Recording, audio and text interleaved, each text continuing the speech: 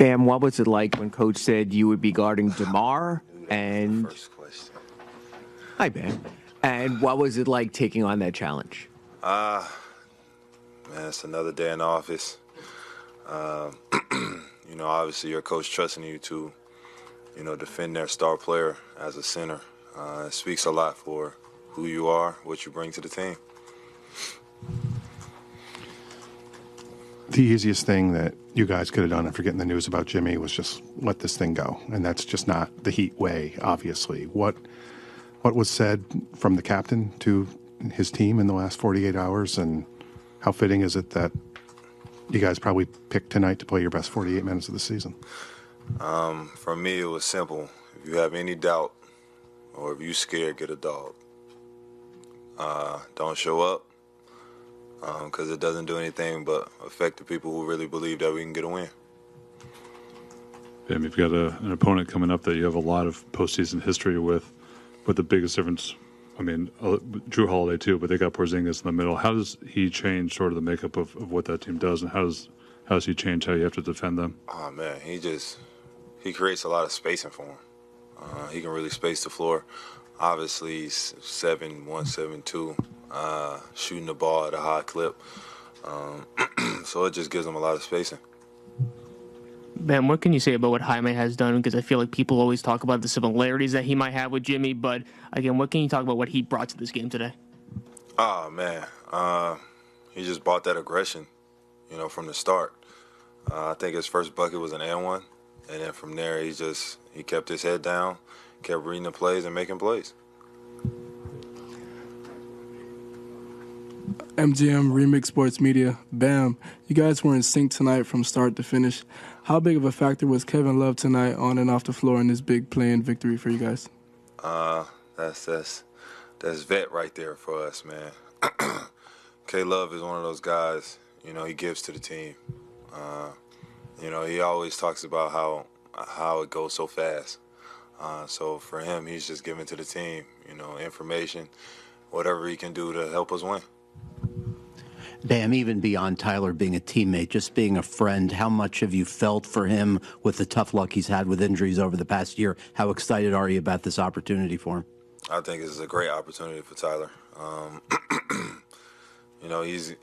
We need him to be himself because that's his best version. And, I feel like we'll win games when he's his best version. Bam, congratulations on your call to the national team. Have you ever imagined Bam Bam at the Olympic Games? What does it mean for you? And can you tell something about your nickname? I know you like the Flintstones, and can you tell us about it? Your family, the Flintstones. Thank you. I appreciate the shout out for making the Olympic team. It's a great opportunity not only for me but for the organization. For this country, go out there to Paris and be able to win another Olympic gold sounds good to me. But my name came from, obviously, the Flintstones. For those who don't know the story, I flipped over the coffee table about 11 months watching the show and mimicked Bam Bam. So there you go.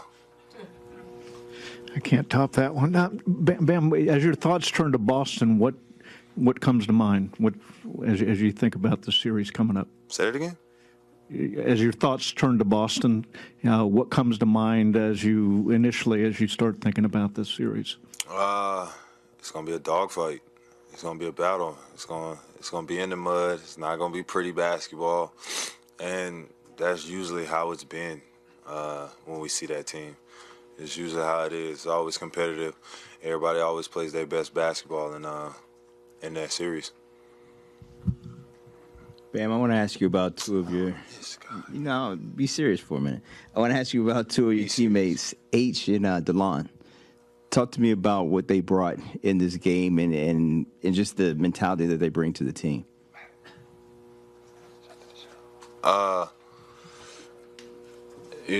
Spo always says that when they check in, man, it's how many ever minutes they play, it's hell for the other team because that's when we play zone, that's when we pick up in 22, and that's when they cause havoc. and they thrive off that. Our team thrives off that because sometimes we get off the slow starts and they'll check in and change the pace of the game. One more for you. I want to ask you about Nico. I know he's on the scouting report now, and Spo talks about how when you get on the scouting report, it's different. What's your message to Nico and how he still impacts winning, even if he does has a game where he has 5 points? Keep impacting winning. The biggest thing about it, people get lost in stats and whatever the case may be, but if you impact winning, people are going to notice that, and that can translate to a championship team. It's a lot of guys who aren't the scorers on their team when they win, but they do the little things, the detailed things that matter, that don't show up on the box score. Hey, Bam. We are again in that moment of the season when a team that finished in the 8th seed, people believe that can be the number one. It happens again. How would you explain that feeling and why people have to believe in the Heat for this first round? We always say we're not a regular A seed, and people know that for some reason. So for us, we just go out there and play basketball. We make everything the main thing, keep it in between those lines, and we go out there and hoop. You were talking about guys like Nico and Jaime, but now that the ball's in their hands a lot more, it seems like you guys have played a lot faster tonight. Just how much do you feel like you have to lead into that with this new look roster moving forward? For us, it just pushes the pace, puts us in a different groove, different gear, gets us going, and we feed off of that. We feed off of that type of energy, those bursts, and we need that. All right. Lives matter, people.